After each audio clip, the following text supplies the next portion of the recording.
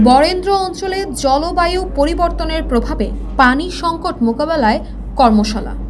চাঁপাইনবাবগঞ্জের সদর উপজেলার বরেন্দ্র অঞ্চলের 7টি ইউনিয়নে পানি সংকট মোকাবেলায় জলবায়ু পরিবর্তন প্রকল্পের অবহিতকরণ কর্মশালা অনুষ্ঠিত হয়েছে। বুধবার দুপুরে সদর উপজেলা পরিষদের সম্মেলন কক্ষে এই কর্মশালা অনুষ্ঠিত হয়।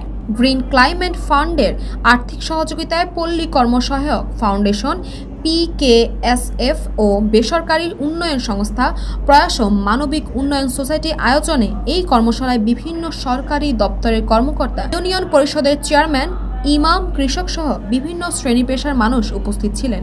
কর্মশালায় উল্লেখ করা হয়, প্রকল্পের আওতায় বরেন্দ্র অঞ্চলের ভূগর্ভস্থ পানির ব্যবহার কমিয়ে সঞ্চয় বাড়ানো, বৃষ্টির পানি ধরে রাখা, বৃক্ষরোপণ কর্মসূচি, পানি খনন ও ধানের পরিবর্তে কম পানি লাগে এমন ফসল চাষাবাদে কৃষকদের বিভিন্ন সহযোগিতা ও ঋণ প্রদান করা হবে।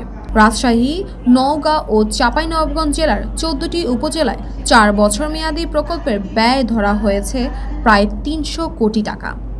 তাসপিয়া তাবাসসুম, এই সময়।